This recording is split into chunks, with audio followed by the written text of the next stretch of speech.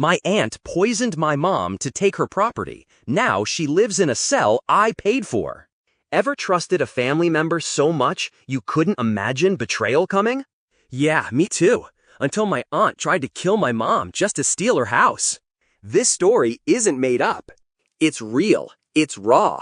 It's painful. And it changed my life forever. If you think family betrayal is rare, think again. Today, I'm going to tell you how my own aunt poisoned my mom to take her property, how she almost got away with it, and how I turned the tables in a way she never saw coming. You won't believe where she is now. Before we dive into the story, please like this video and subscribe to my channel for more powerful stories. Thank you. My mom and I were really close. We didn't have much, but what we had was ours. And most of that was our little 2-story brick house on Maple Street. That house was more than bricks and walls. It was my childhood. It was where my dad built us a swing in the backyard before he died. It was where my mom fought off every bill collector and managed to keep food on our table when we had nothing. That house had a soul. You know what I mean? The kind of place where every creaky floorboard holds a memory. The worn carpet in the hallway, Mom and I used to race down it in our socks. The small kitchen where she taught me how to make pancakes, even though she always burned the first one. And the backyard, oh man, it was wild. Overgrown, chaotic, but alive. Dad planted a tree there the day I was born. We called it my tree. But that house wasn't just sentimental. It was valuable. The neighborhood had started gentrifying. Property values were going up. And that, I now realize, made it a target. And then there was Aunt Sherry. She was my mom's younger sister. Flashy, loud, always the center of attention. She wore designer handbags she probably couldn't afford and had this habit of showing up unannounced, staying too long, and leaving with something that wasn't hers. Mom used to say, "That's just Sherry. She's been like that since we were kids." Well, maybe we should have paid more attention back then. Sherry had this way of making everything about her. You'd tell her a story about your day, and she'd somehow spin it into her drama. She always had a new scheme going, selling candles, flipping houses, multi-level marketing stuff. She even tried to convince my mom to take out a reverse mortgage once. Mom laughed her off. I didn't. I knew Sherry's charm was just a cover. I saw through the big lashes and the fake sympathy. She was a hurricane in heels, and wherever she went, damage followed. Still, family is family, right? So when she started dropping by more often, we didn't question it. She said she was lonely, that she missed Mom. She even brought over a box of old photo albums one day.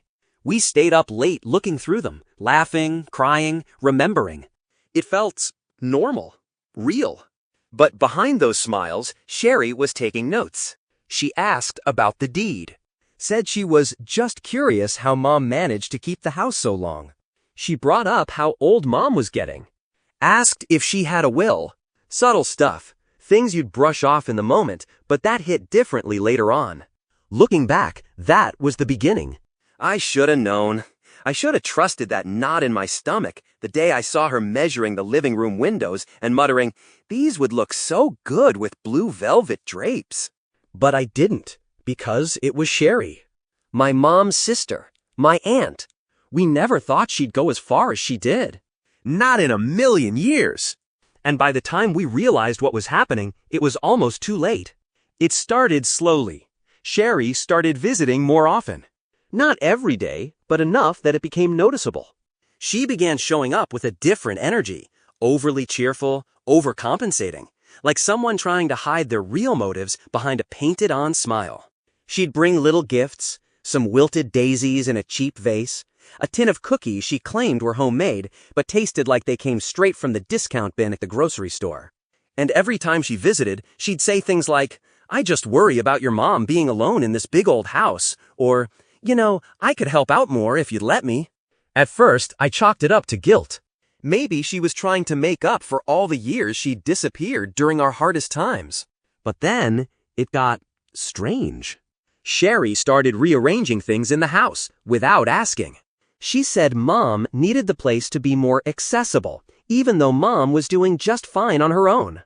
She moved the couch, donated some of our old blankets to Goodwill, and one day she even took it upon herself to clean out the attic. Said it was cluttered and unsafe. But I knew that attic. I grew up sneaking up there, building forts out of old boxes. And I knew exactly what was stored up there. Documents, old photos, Dad's letters, the original deed to the house. I asked her why she was up there, and she just smiled and said, "You never know when something might go up in flames." That line haunted me. Sherry also started asking questions, lots of them. Too many. Has your mom seen a lawyer lately? Does she still have that insurance policy your dad left her? Do you know who the beneficiaries are? Red flags, all over the place. Then Mom started getting sick. At first it was minor stuff, nausea, headaches, fatigue. We thought maybe she caught a flu. But it didn't go away. It got worse. One night I found her passed out in the bathroom. I rushed her to the ER. The doctors ran test after test, but couldn't find anything conclusive. They said maybe it was stress, maybe a virus, maybe something neurological. But I knew my mom. She was tough. She never complained, never asked for help unless she truly needed it. This wasn't normal. And all the while, Sherry played the caring sister role to perfection, bringing soup, fluffing pillows, making subtle comments like, maybe it's just her time. That's when I started watching her closely. I kept tabs on what she brought into the house. I noticed she never drank the tea she made for Mom. She'd cook, but wouldn't eat with us. And every time Mom got worse, Sherry seemed more satisfied. One evening, I saw her carefully pouring something from a small dropper bottle into Mom's tea while she thought no one was looking. I pretended not to notice, heart pounding, and swapped the mugs when she went to get a napkin. Later that night, I dumped the tea into a plastic bag and sealed it. That was the night I realized this wasn't just paranoia. Something truly evil was going on, and I was going to find out exactly what it was. The next morning, I took that sealed bag and hid it in the freezer. I didn't know what else to do with it, but I figured if it was some kind of poison, I'd need it for evidence. I wasn't ready to go to the police just yet, not without proof. But I wasn't going to sit back and let this continue either. Mom was getting weaker by the day. She could barely walk without support, and she kept saying she felt foggy, like her brain was swimming through molasses. That wasn't my mother. That wasn't normal aging. Something was attacking her, and I was starting to believe it wasn't just illness. It was intentional. I started doing research. Late nights on medical forums, poison control articles, YouTube rabbit holes about slow-acting poisons. And that's when I came across something called digitalis. It's found in a plant, foxglove. Small doses over time could cause exactly the symptoms Mom was having: nausea, confusion, heart palpitations, and eventual organ failure. It matched almost too well. But I needed more than a Google search. That's when I remembered Raj, my college friend who worked in a biochemistry lab. We hadn't spoken in months, but I called him that morning like my life depended on it. Because it did. "I need a favor," I said, my voice shaking. "And it's about my mom. I think someone's poisoning her." He didn't even hesitate. Told me to bring the tea sample and anything else I had. I met him that night in a parking lot outside his lab, like it was a movie deal going down. He took the bag, told me he'd run tests, and that he'd call me the next day. I didn't sleep that night. Meanwhile, Sherry was still playing the role of Florence Nightingale.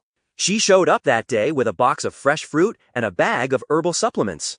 Said she'd read that goji berries were good for healing the spirit. I wanted to scream at her. I wanted to grab her by the collar and demand she tell me what she was putting in Mom's food. But I didn't. Not yet. I had to be smart. So I played along. I smiled. I even thanked her. I had to keep her comfortable. If she thought I was onto her, she might vanish and take the truth with her. The call from Raj came at noon the next day. His voice was low, serious. "There's definitely something in it," he said. "Digitalis, small concentration, but consistent, if she's been getting this every day." He didn't finish the sentence. I didn't need him to. My heart dropped. My suspicions weren't just suspicions anymore. They were facts. scientific, dangerous, and deadly. And someone was trying to kill my mother. That someone was my aunt. The moment I hung up the phone, everything changed. I stared at my mom lying on the couch, her skin pale, her breathing shallow. And I stared at Sherry across the room, stirring another pot of that godforsaken healing soup. I wanted to scream, to drag her out of the house by her hair. But I knew that wasn't going to help Mom. Not yet. I needed more, something that would stick. So I started documenting everything. I bought a tiny voice recorder and slipped it behind the curtain in the kitchen. I installed a hidden camera in the bookshelf facing the dining table. And I started writing down everything. What Sherry cooked, what she said when Mom felt worse. I became obsessed. And the deeper I dug, the uglier it got. One night, I found an email on Mom's computer. It was a forwarded message from a law office. Apparently, Sherry had reached out pretending to be Mom, inquiring about updating the deed and transferring ownership in case of emergency. That was her plan. She wanted to get the house before Mom died, before anyone got suspicious. And if Mom died right after the transfer? Bonus for her. I printed every email, every file. I backed it up in 3 places. But nothing prepared me for what I found next. Tucked inside Sherry's oversized purse, which she carelessly left in the hallway one day, was a folder. Inside, a handwritten note. In Mom's handwriting. Only it wasn't Mom's handwriting. It was a fake. A forged letter saying Mom had agreed to let Sherry handle her affairs because she was no longer mentally fit. And it was dated just a week before Mom's symptoms started. I took a photo of it on my phone, hands shaking. This wasn't just attempted theft. This was premeditated. Sherry had planned every step, down to the day. The poisoning wasn't random. It was a strategy. A slow, cruel game designed to weaken Mom just enough to strip her of everything, her strength, her memory, and her home. I felt sick. But I couldn't tell Mom yet. She was too weak, and if Sherry got even a whiff that I knew, she might vanish. Or worse, accelerate the process. So I waited. I watched. I recorded. And I built a case strong enough to bury her. And I was getting close. Really close. Because what I didn't know was that Sherry had already made her move. She had taken the forged documents and scheduled a meeting with a real estate agent. She was planning to sell the house. Behind our backs. And the clock was ticking. I found out about the real estate meeting through pure luck. Or maybe fate. A voicemail was left on our landline while Sherry was out getting groceries. It was a polite woman with a chipper tone saying, "Just confirming our appointment tomorrow at 10 a.m. to go over the property details. Looking forward to meeting you, Miss Sherry." I nearly dropped the phone. 10 a.m. tomorrow. She was going to sign papers. Maybe even hand over forged documents. If she succeeded, Mom's house could be gone in a matter of hours. We could lose everything, just like that. I recorded the voicemail. Saved it in 3 places. Then I called Raj. "We need to move now," I told him. That night, Raj and I organized everything. The T-sample results, the hidden camera footage, the forged letter photo, the emails, all of it. We organized it into a neat, terrifying timeline. Then we called Detective Lopez, a local officer Raj had gone to high school with. We showed him everything. We explained that we had reason to believe a poisoning was in progress, a property was about to be stolen, and the victim was too weak to defend herself. To his credit, Lopez didn't shrug us off. "This is serious," he said, looking through the photos. "You two have more evidence than half the cases we actually pursue." By sunrise, a warrant was being prepared. I stayed up the whole night, watching Mom breathe, praying she'd hold on a little longer. Just long enough for justice. At 9:55 a.m., 2 unmarked police cars parked down the block. Raj and I waited across the street in my car. I was gripping the steering wheel so tight, my knuckles turned white. Then we saw her. Sherry walked out of the house, confident as ever, wearing a white pantsuit and oversized sunglasses like she was heading to brunch, not a crime scene. She strolled up to the realtor's office like nothing was wrong. 10 minutes later, officers walked in. 20 minutes later, she was in handcuffs. You'd think there would be yelling, crying, pleading. But no. Sherry didn't even flinch. She looked straight into the nearest camera and smirked. It chilled me to the bone. But I didn't care, because she was finally caught. And there was no smooth talking her way out of this mess. The truth was out, and my mom, she was going to survive to see her sister brought to justice. The trial didn't take long to make headlines. Small towns thrive on gossip, and this?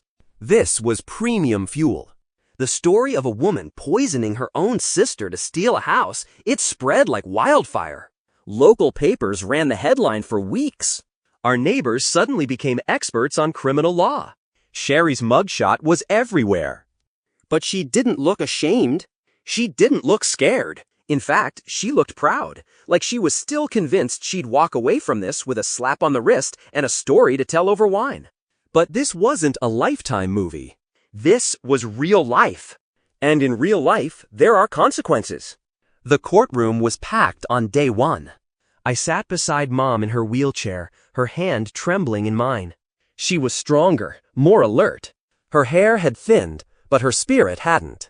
She looked at Sherry like she didn't even recognize her anymore. And maybe she didn't, because the sister she knew, the one who used to braid her hair and sneak her candy, had died long ago. The prosecution laid it out clearly. Evidence of poisoning, confirmed by lab reports.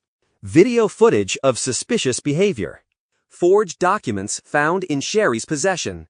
A clear motive, greed. Sherry's defense tried to spin it. Claimed Mom was old, confused. Claimed the videos were taken out of context. That the documents were part of a misunderstanding. That the poisoning? A coincidence, just an unfortunate side effect of natural supplements. But the jury wasn't buying it. And neither was the judge. I'll never forget the moment they played the audio clip from our kitchen camera. The one where Sherry muttered under her breath, "She's not going to need this place much longer anyway." You could feel the air suck out of the room. People gasped. Even the bailiff's jaw tightened. Sherry didn't blink. The trial lasted 6 days. On the 7th, the jury returned. Guilty on all counts. Attempted murder, fraud, forgery, elder abuse. When the judge delivered the sentence, 22 years without parole, Sherry's face finally cracked. The smirk disappeared. Her lips trembled. But she didn't cry. Not once. She was escorted out in cuffs, wearing the same pantsuit she'd worn to the realtor's office.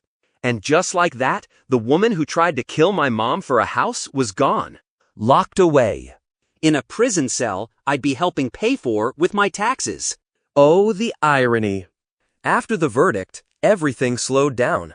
The chaos, the tension, the paranoia, it all dissolved into a strange kind of quiet. Like our house had been holding its breath for months, and now it could finally exhale. Mom started getting better. Really better. Her color came back. She smiled more. Her laugh returned, the same laugh I hadn't heard since the night Sherry first stepped back into our lives. It was raspy and small at first, but real. And that was enough. We hired a nurse for a few weeks so Mom could rebuild her strength. She refused to go to a care home. Said she'd rather heal in the house she fought for. And I agreed. That house had been her battleground.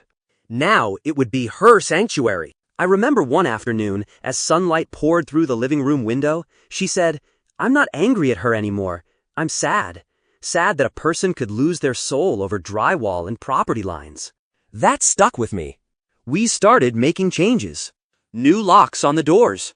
A home security system. We even repainted the kitchen, the place where Sherry did most of her whispering and manipulating. It was like we were scrubbing her energy off the walls.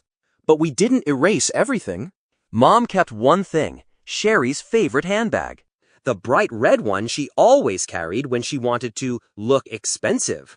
I asked her why. She said, "It's a reminder that snakes don't always hiss. Sometimes they smile." I didn't argue. Raj came over a lot more after the trial. Brought us groceries, fixed our leaking bathroom tap, helped digitize Mom's medical records. He even stayed for dinner once and told Mom he considered her like a second mother. She cried. We never talked much about Sherry again. Not out loud, anyway. But her shadow lingered in small ways. Like when the mail came late. Or when the doorbell rang unexpectedly. There was always that tiny moment of fear. What if? But then, we'd remember, she's gone. She's locked away, and every day she spends behind bars is a day my mom lives free. Moving on wasn't instant. It came in stages. First came peace. Then came healing, and eventually a new kind of happiness, one shaped by the scars we earned and the lessons we learned. And through it all, we held on to each other. Because in the end, family isn't defined by who shares your blood. It's who shows up when you're poisoned and broken, and still sees you as worth fighting for. You'd think that after a guilty verdict, things would feel lighter, safer, like the villain had been vanquished and the credits were about to roll. But real life doesn't work like a movie. Because while Sherry was behind bars, her shadow still lingered. For weeks after the sentencing, we kept getting strange phone calls. No one spoke on the other end. Just silence, like someone was listening, breathing. Once, someone left a voicemail that said nothing but whispered breathing and what sounded like distant laughter. It spooked us. I filed a report, but without a number or name, there wasn't much they could do.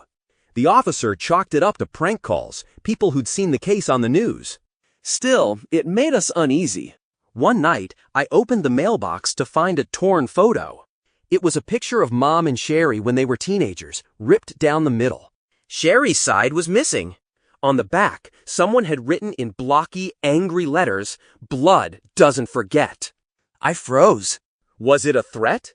A message from someone on Sherry's side? Did she have allies? Someone who still believed her lies? Raj urged us to install more cameras. We did, and thankfully, the incident stopped. But our peace had been cracked, just a little. And that's the thing about trauma. It doesn't end when the court gavel drops. It seeps into the quiet moments. The coffee sips. The door creaks. The long stares at the mirror, wondering how you missed the signs for so long. For Mom, the healing wasn't just physical. She started seeing a therapist. Someone to help her untangle the guilt, the shame she carried for trusting her sister. Love makes you blind, she told her therapist once. But family makes you stubborn. I didn't want to see what was right in front of me. She wasn't the only one. I started therapy too. Not because I was falling apart, but because I realized I'd spent months holding myself together with adrenaline and anger. And once it was over, I didn't know what to do with all the space inside me. We both learned that survival isn't the same as healing. But we were doing both. One day, I took Mom for a drive out to the old lake where Dad used to take us fishing. We sat on a bench overlooking the water, the air crisp, the world quiet. She turned to me and said, "I still don't hate her. Isn't that strange?" I nodded. It's not strange, it's strength. And in that moment, I realized we were gonna be okay. Sherry had taken her shot. But we were still standing. And she was right where she belonged. Forgotten. While we kept moving forward. It's strange how quickly things return to normal, even after they've been turned completely upside down. A few months after the trial, the flowers in Mom's garden started blooming again. The same roses she once thought had died were suddenly pushing up from the soil like they'd just been waiting for the storm to pass. And maybe that's what we were doing too. I went back to work part-time. It felt weird at first, taking coffee breaks, answering emails, pretending everything was fine. People asked questions. Some gave me that look, the mix of pity and curiosity. Others avoided me completely, unsure of what to say. Mom started baking again. The kitchen smelled like cinnamon and vanilla for the first time in almost a year. She even hosted a small lunch with a few old friends. I caught her laughing at the table, wiping away happy tears with her napkin. That moment, it was everything. Raj became a regular part of our lives. More than a friend now. More like family. He'd stop by to fix things that didn't really need fixing, stay for dinner, and then quietly do the dishes without being asked. He never tried to replace anything, just filled the empty spaces with patience and kindness. One day, we received a letter from Sherry. It came from the prison. A handwritten, 6-page letter addressed to Mom. I wanted to burn it, but Mom insisted on reading it. She sat at the table, glasses on, eyes scanning every word. I watched her closely, ready to rip the paper in half the second her hands trembled. But they didn't. When she finished, she folded the letter, tucked it into an envelope, and slid it into a drawer. "She's sorry," she said softly. "But she still doesn't understand what she did." That's when I realized forgiveness doesn't always need to be loud. Sometimes it's just choosing not to let bitterness rot the rest of your life. We didn't reply. Instead, we focused on living. We planted new flowers. Mom started painting again, something she hadn't done since Dad passed. We even adopted a cat that showed up one rainy night and never left. We named him Lucky. The house felt alive again, not haunted. We kept the red handbag. Not out of spite, but as a reminder. A lesson. Because even when people try to poison your life, literally or metaphorically, healing is possible. Peace is possible. And home? Home is wherever the truth survives. We had survived. And now we were thriving. Looking back, the pain didn't disappear, but it transformed. It no longer sat on our chests like a weight. Instead, it lived in our story. In every decision we made with more caution. In every boundary we set with more clarity. We learned that evil doesn't always wear a mask. Sometimes it walks in wearing heels, smiles with lipstick, and calls you family. And that's the lesson that stuck with me most. People don't get to hurt you just because they share your blood. Forgiveness doesn't mean access. And trust? That has to be earned over and over again. I started volunteering at a local support group for victims of domestic and family betrayal. I met people with stories that made mine feel tame. But in those circles, I saw something powerful. Survival. Rebirth. Strength carved out of trauma. Mom started journaling. She said putting things on paper helped her breathe again. She even wrote an essay titled, "How I Survived My Sister," and read it at a women's circle downtown. They gave her a standing ovation. The house that nearly became our coffin became our canvas instead. Every room felt different now, not haunted, but healed, rewritten. And every time I walk past that red handbag, I smile. Not because I'm glad for what happened, but because we came through it. Because my mom, the strongest woman I know, didn't let it end her. Because even in the face of slow, calculated betrayal, we found love, support, justice, and peace. And because Sherry may have tried to take everything from us, but she only made us stronger.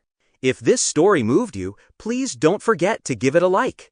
And if you love emotional, powerful stories like this one, please make sure to subscribe to the channel.